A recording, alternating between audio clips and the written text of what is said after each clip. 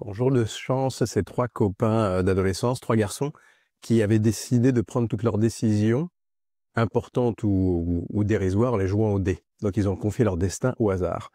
Et est-ce qu'on va au cinéma ou en théâtre, on joue au dé, et puis voilà, celui qui a le plus fort numéro gagne et décide. Et puis un jour, évidemment, deux des garçons tombent amoureux de la même femme, et ils jouent au dé la possibilité de la draguer. Moi, je perds, je fais un 4, mon copain Franck fait un 6. Et donc, c'est lui qui va avoir le droit, entre guillemets, de la draguer lors de cette soirée. On devait tous se rendre. Moi, vexé, je vais me rendre à une contre-soirée. Je vais rencontrer celle qui va devenir ma femme. Mon copain Franck va se marier avec celle qu'il a draguée ce soir-là. Et tout serait pour le mieux dans le meilleur des mondes, sauf si mon personnage un peu aigri à un moment de sa vie, 20 ans plus tard, ne racontait pas cette histoire à tout le monde. Donc, aux deux femmes et puis à l'autre copain célibataire. Les trois copains sont dans la confidence, mais pas les femmes, bien sûr. Donc, celle qui a été jouée au dé le prend très mal. Ma femme, qui n'a pas été jouée au dé, le prend très mal aussi. Et du coup, je dis, mais tout ça, c'est des conneries. Et regardez, d'ailleurs, notre dé fétiche existe toujours. Je lance, sauf que cette fois, je fais un 6. Je passe dans une dimension parallèle où j'ai gagné il y a 20 ans et où c'est moi qui ai épousé la fameuse Marie-Noël. Donc, pas du tout ma femme. Donc, le personnage passe sa pièce à essayer de récupérer sa femme, celle qu'il aime, à travers différentes vies. Voilà. Ben, moi, j'aime bien cette pièce parce que c'est à la fois très, très drôle. C'est une machine de comédie écrite par Sibéras et Hautecoeur qui sont roués à l'exercice. Ils avaient notamment écrit Berlin, Berlin.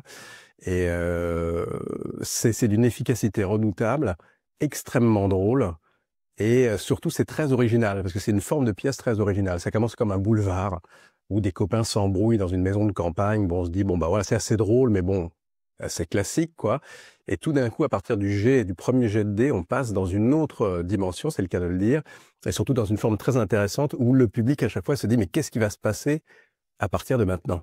Donc, il y a une forme de suspense qui s'ajoute à la comédie, et puis une forme de philosophie, c'est-à-dire, et vous, qu'est-ce que vous pensez de votre vie? Si j'avais joué au dé ce jour-là, si j'étais allé à gauche au lieu d'être allé à droite, si j'avais choisi tel métier, fait telle forme d'études, et si cette fille que j'aimais ou ce garçon que j'aimais tellement, finalement, j'avais décidé de me faire ma vie avec lui plutôt ou avec elle plutôt que de nous séparer ou de vraiment aller au bout. Enfin voilà, toutes les questions.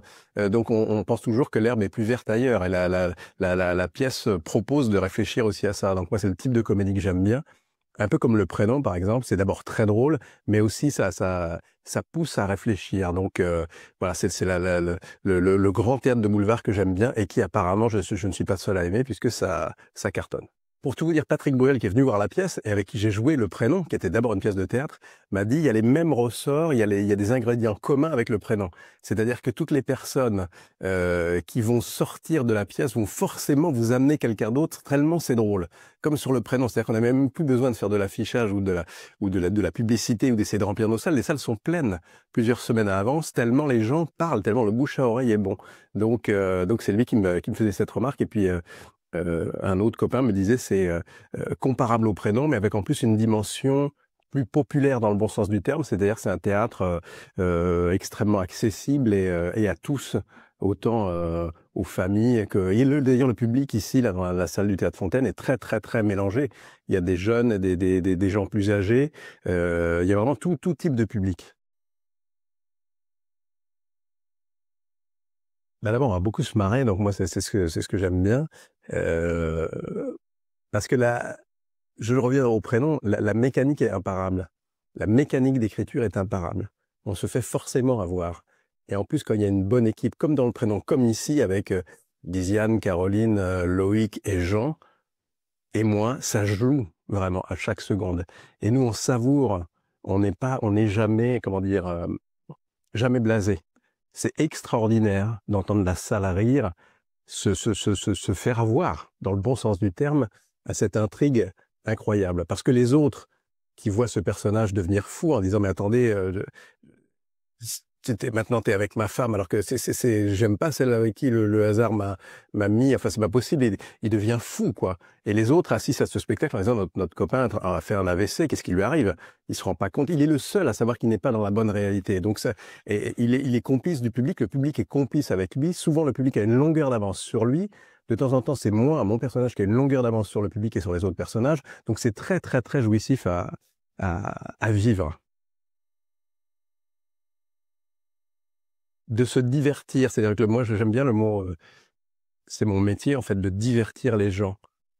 Ça a plusieurs sens, divertir. Ça veut dire d'abord faire rire, divertir, mais aussi divertir, c'est-à-dire vous sortir de ce que vous vivez. On peut pas dire que l'actualité nationale et internationale soit particulièrement sympathique ni drôle. Et tout d'un coup, ce qui me frappe et ce qui nous fait du bien, c'est que les gens sortent vraiment avec plus que le sourire. Ils sont partis pendant 1 heure et demie ailleurs. Et ça vaut de l'or. Je dis que les comédiens comme ça, qui jouent dans des pièces comme ça, on devrait être remboursés par la sécurité sociale. Parce qu'on fait un bien fou aux gens. Enfin, c'est ce qu'ils nous disent, hein. Moi, je ne fais que répéter ce que les gens nous disent. Et donc, c'est ça que je leur souhaite. Voilà, qu'on réussisse à les divertir. Et notamment dans cette salle dans laquelle j'ai joué plusieurs fois. J'aime particulièrement cette salle d'Aix-en-Provence. Il y a un très beau texte en coulisses de Victor Hugo qui parle de l'engagement, de son engagement pour la culture. Et quand j'ai lu ce texte, je n'avais pas encore vu la signature en bas. Je me suis dit, tiens, mais qui parle de la culture aujourd'hui tellement bien? C'est tellement juste ce qui est dit sur l'importance du plaisir de la culture de se rencontrer. Et j'ai vu que c'était signé Victor Hugo. Je me suis dit, bah, c'est toujours d'actualité, ce cher Victor.